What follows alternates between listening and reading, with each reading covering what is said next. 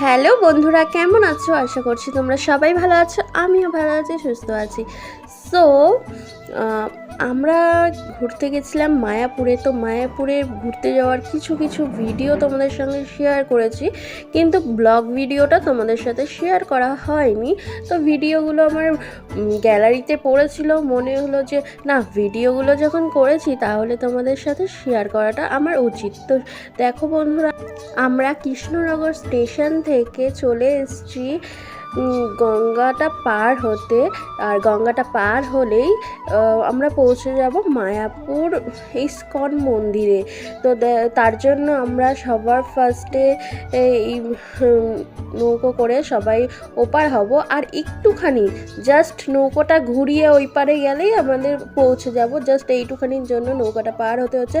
আর দেখো বন্ধুরা, এখানে কত নৌকা ছিল, আর ওই যে ওই ঘাটটাতেই আমরা চলে যাই। গঙ্গাটা পার হয়ে গেছি, আর দেখো এখন আমরা মন্দিরের দিকে যাচ্ছি। তার জন্য আমরা উঠে গেছি টোটোতে। আর দেখো এখানে রাস্তার ধারে কিন্তু অনেক ধরনের বাজার ছিল, যেখানে নানান ধরনের ব্যাগ, তারপরে আর অনেক কিছু ছিল। তারপরে সব কেনাকাটির জিনিস ছিল। আর এই দোকানগুলো না বন্ধ ছিল, আর কিছু কিছু দোকান খোলা ছিল। তো আর একটু এগিয়ে গিয়ে সামনের দোকানগুলো পুরো খোলা ছিল। আর এই দেখো এখানে কত সুন্দর সুন্দর গোপী ড্রেস ছিল। আর সবাই তো এসে গোপী ড্রেস কেনে, আর কিনে পরে বেশ ঘোরে, ভালো লাগে দেখতে। আমরা এখন চলে যাচ্ছি মন্দিরের সামনে, পৌঁছে গেছি প্রায়।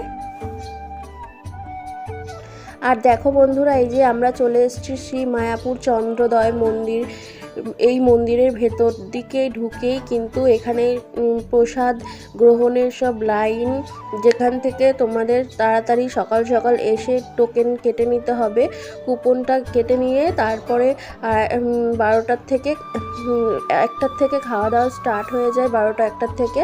তো এই দেখো আমরা টিকিট কেটে নিচ্ছিলাম গদা ভবনের। আর দেখো ইস্কন মন্দিরটা কিন্তু এখনও তৈরি হয়নি, এখনও তৈরি হতে প্রায় 1-2 বছর লেগে যাবে আমার যতটা সম্ভব মনে হচ্ছে, কিন্তু তবুও এখানে প্রবেশ করতে দিচ্ছিল। আর দেখো বন্ধুরা, এই গদা ভবনের লাইন কিন্তু প্রচুর ছিল। আর আমরা এবার টিকিট কাটা হয়ে গেছে। আর চন্দ্রোদয় মন্দিরটা দেখো কত সুন্দর, তাই না বন্ধুরা? আর খুব ভালো লাগছিল আমার গিয়ে সেদিন, মনটা খুব ভালো লাগছিল। আর এই দেখো কি সুন্দর, আর প্রচুর ভিড় হয়েছিল সেই দিন।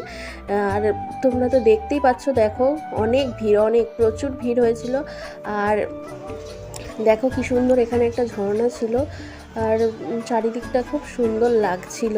আমরা যেহেতু তার সকাল সকাল পৌঁছে গেছিলাম, তার জন্য আমরা অনেকটা সময় সেদিন মায়াপুরটায় কাটিয়েছি। মায়াপুর ইস্কনে খুব ভালো লাগছিল। আর এই দেখো বন্ধুরা, এখান থেকে না মায়াপুর ইস্কন মন্দিরটা খুব সুন্দর বোঝা যাচ্ছিল, তাই এখান থেকে একটু আমার ভিডিও নিতে ইচ্ছা করছিল, তাই নিয়ে নিয়েছিলাম।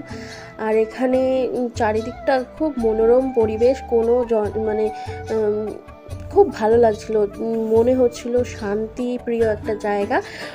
আর এখানে দেখো চারিদিকে ফুল গাছগুলো ফুল ফুটেছিল, দারুণ লাগছিল। এই ফুলগুলো কিন্তু কেউ ছিঁড়বে না, এটা বারণ করা রয়েছে যে এইগুলো সব কৃষ্ণের পুজোতে লাগে। তার জন্য বলাই হয়ে গেছে যে এখান থেকে ফুল ছেঁড়া নিষেধ, সব ঠাকুরের কাজে লাগে, তার জন্য। আর আমি এখানে কি সুন্দর সুন্দর করে কয়েকটা ভিডিও করে নিয়েছিলাম, সেই ভিডিওগুলো তো তোমাদের সাথে শেয়ার করাই হয়ে গেছে আমার। তো তারপর বন্ধুরা আমরা চলে গেছিলাম খাওয়া দাওয়ার জন্য। আর এখানে দেখো প্রচুর লাইন ছিল সেদিন, প্রচুর। আর মানে খাওয়ার থেকে মানে পা ব্যথা হয়ে গেছিলো, কি বলবো, তোমাদের সাথে শেয়ার করব। এখানটায় এত জিগজ্যাগ করে লাইন ছিল যে মানে আমাদের হাঁটতে হাঁটতে তো অবস্থা খারাপ, আর বয়স্কদের তো তার থেকে বেশি খারাপ। তো তারপরে আমরা সেখান থেকে প্রসাদ নিয়ে আমরা চলে গেছিলাম মায়াপুর গোশালাতে। আর মায়াপুর গোশালাতে গিয়ে যাওয়ার সময় দেখছিলাম যে এইখানে কি সুন্দর গরুর গাড়ি, আর কত মানুষ এই গরুর গাড়িতে বসে গোশালায় যাচ্ছিল আসছিল।